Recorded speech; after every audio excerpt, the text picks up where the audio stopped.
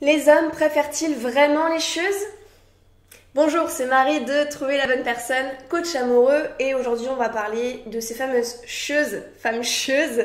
Est-ce que c'est vraiment la bonne attitude à avoir avec un homme, que ce soit pour le séduire ou pour le garder quand on est déjà en couple? Parce que j'entends vraiment tout et n'importe quoi à ce sujet, au sujet des femmes choses, et ça donne vraiment un sujet à débat avec des amis. Il y en a toujours qui pensent, oui, les hommes, ils préfèrent vraiment les choses. Et il y en a une peut-être qui va dire, oui, mais Manu, elle s'est fait quand même larguer parce qu'elle était vraiment chiante avec son mec. Et du coup, on va éclaircir la question tout de suite. Qu'est-ce qu'on entend par chose? Elle est pas facile à vivre. Oh, elle me pompe l'énergie, elle me pompe l'air. Elle donne du fil à retordre. C'est vraiment une relation compliquée. Ben, elle sait pas ce qu'elle veut, quoi. Vous pensez vraiment que les hommes y recherchent ça? Dans ce cas-là, ils seraient un peu sadomaso quand même, hein? Plus sérieusement, on va aborder dans un premier temps, du coup, une question qui est importante à ce sujet, c'est quelle attitude avoir avec son homme, que ce soit pour le séduire ou pour le garder, en phase de séduction ou en couple. Donc, qu'est-ce qui fait fuir en général chez les hommes? Qu'est-ce qu'ils n'apprécient pas chez une fille? Donc ça, c'est vraiment à pas prendre au pied de la lettre non plus, parce que chaque homme est différent.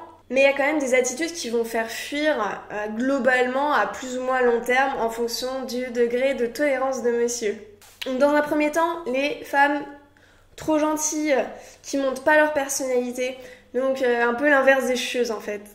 Par exemple, si vous dites oui à tout, si vous donnez pas votre point de vue par peur de vous imposer, par peur d'imposer votre point de vue par rapport à cet homme, bah du coup, lui par contre, il risque de pas voir votre valeur, il risque de pas comprendre en fait qui vous êtes.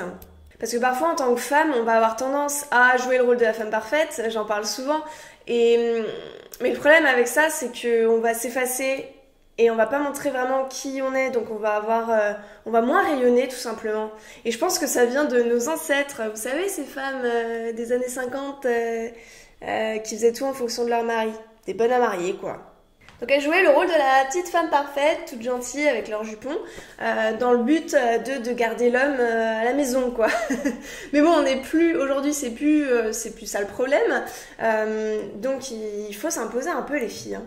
Parce qu'aujourd'hui, ce qui risque d'arriver, c'est justement ce que vous redoutez le plus, c'est l'homme qui va prendre la distance parce que, bah, au final, vous vous perdez et vous vous effacez et vous savez plus qui vous êtes. Et du coup, vous rayonnez plus comme cette femme géniale et unique, qui pensait voir au début, en fait. Par peur de le perdre, par volonté de le garder, vous allez, jouer un rôle, qui n'est pas vous. Et ça, c'est dangereux. Donc c'est pas en allant toujours dans son sens, en disant oui à tout, en n'osant pas s'affirmer, c'est pas comme ça qu'on va rendre un homme amoureux les filles, donc vraiment affirmez votre personnalité s'il vous plaît. Bon en fait d'où l'intérêt d'être un peu chieuse quand même, le dicton il n'existe pas pour rien. Faut montrer un peu de caractère. Bon par contre pas trop non plus, les femmes avec trop de caractère ça peut faire fuir aussi. C'est quoi une femme avec du caractère? On en parle souvent mais c'est quoi exactement? En fonction du vécu, une femme avec du caractère, ça peut être du soit négatif, soit positif. Ah ouais, ça c'est une femme avec du caractère quoi. Oh, mais qu'est-ce qu'elle a comme caractère celle-là? Vous l'aurez compris, tout est question d'équilibre. C'est vrai, une femme qui s'impose trop, qui laisse plus de place à l'homme, et ben du coup, l'homme il va avoir tendance à étouffer, il va avoir l'impression d'être transparent et de devenir moins que rien en fait. Et c'est ce qui arrive souvent dans les couples où la femme devient contrôlante. Ça arrive par exemple souvent quand ils prennent un appartement et qu'il y a un enfant qui arrive, etc. Mais la femme, elle va petit à petit prendre le contrôle du couple et de toute la maison. Elle va avoir une charge mentale énorme, je pense que ça va vous parler. Et du coup, l'homme, lui, il va se sentir nul, il va se sentir étouffé au fur et à mesure. Peut-être qu'au début, il va trouver ça confortable parce qu'il n'aura pas grand-chose à faire, il n'aura pas de décision à prendre, etc. Mais au fur et à mesure, sa confiance en lui, elle va vraiment baisser et il va se sentir étouffé. Donc attention, c'est dangereux ce genre de choses. Donc dans une relation, c'est vrai qu'il y en a toujours un qui a un peu plus de pouvoir que l'autre. En fait, c'est vraiment question d'énergie, question d'équilibre. Dans n'importe quelle relation, que ce soit avec vos amis, un collègue, etc., il y a toujours un qui va, vous devez le sentir, qui a toujours un peu plus de pouvoir que l'autre. Et dans une relation, au fur et à mesure du temps, ça peut changer. Ça peut être l'un et puis après l'autre en fonction de ce qui se passe dans leur vie, etc. Mais l'objectif, c'est que ça soit pas toujours dans un sens et pas de façon vraiment déséquilibrée qui fait que il y en a un qui va vraiment bouffer l'autre et qui va prendre toute la place, quoi. Et l'autre, il va plus se sentir exister. Donc voilà, version trop chieuse, trop contrôlante, ça c'est pas terrible. Bon, alors quel est le positif à prendre dans l'exemple de la chieuse? Qu'est-ce qui attire en fait chez une chieuse? J'adore ce terme en fait, chieuse, c'est magnifique. Bon, alors ce qui attire chez une femme chieuse, entre guillemets, c'est le fait qu'elle s'affirme, qu'elle assume qui elle est, qu'elle sache dire non, qu'elle sache poser des limites si jamais quelque chose ne lui convient pas, qu'elle sache dire les choses, qu'elle soit franche, honnête, tout en faisant quand même attention à l'autre, mais qu'elle sache s'affirmer. Donc c'est ça le côté positif de la chieuse. Pourquoi? Parce que ça montre à l'autre à quel point vous êtes indépendante. Ça montre à l'homme que vous n'avez pas besoin de lui, que la vie que vous menez sans lui déjà est super. Donc lui, en fait, il va pas avoir l'impression d'être une béquille. En fait, je parle vraiment, ça peut vraiment être dans l'autre sens aussi, hein, ça peut être, les hommes aussi, c'est attirant pour nous les femmes, un homme qui aime sa vie, qui croque la vie à pleines dents, qui est indépendant. Vraiment, la notion d'indépendance aujourd'hui, c'est très important. Donc voilà. Pourquoi l'indépendance c'est important aujourd'hui? Parce que en fait, vous allez rassurer. Ça a un côté sécurisant, ça a un côté rassurant. Parce que l'homme, du coup, il va pas avoir l'impression que vous avez besoin de lui pour avancer, pour vivre. Que vous allez montrer que vous savez vous débrouiller seul. Et ça, voilà, c'est important aujourd'hui. Parce qu'on est dans une société où, on aspire à une certaine indépendance et à vivre heureux chacun de son côté, tout en étant libre d'être ensemble. Donc c'est vraiment cette notion de liberté qui est importante aujourd'hui. D'où l'importance, de se montrer indépendant. Donc n'hésitez pas à proposer un premier rendez-vous les filles ou à proposer un lieu pour le premier rendez-vous, ça c'est chouette. Bon alors comment on se positionne au niveau de la rencontre, au niveau du début d'une relation? Ça c'est intéressant. Donc vous devez le savoir, les hommes, de façon historique, ils aiment en globalité les challenges. Donc il faut montrer que vous n'êtes pas acquise.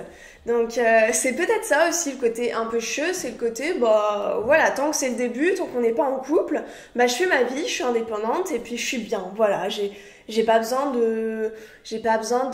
d'être tout le temps sur mon téléphone pour répondre à l'homme, etc. Donc je fais ma vie et ça c'est hyper attractif au début. Du coup vous allez lui donner envie de s'engager avec vous en vous montrant indépendante et heureuse de votre vie telle qu'elle est, cette vie que vous avez construite vous, et d'ailleurs bravo pour ça. Et du coup il va pouvoir envisager avec vous une relation saine, basée sur la liberté et sur le plaisir partagé de l'instant présent. C'est génial!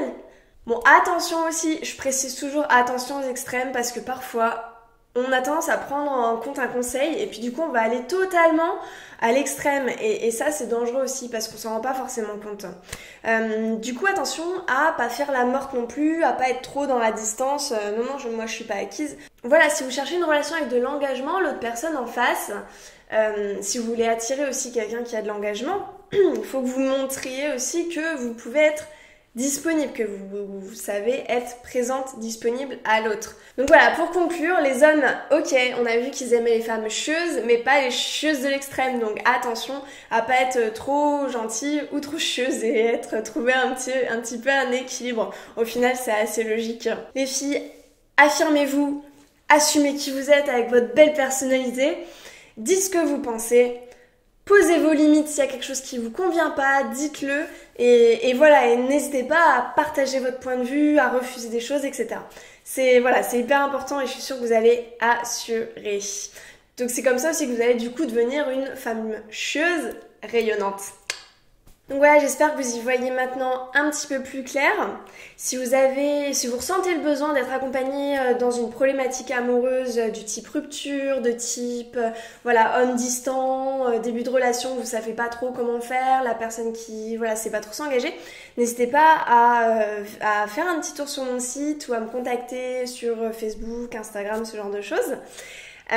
Aussi, si vous avez aimé cette vidéo, Je vous remercie de liker, ça serait super.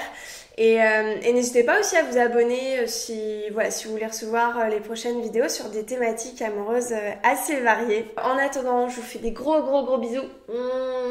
Et je vous dis à très vite. Bye bye.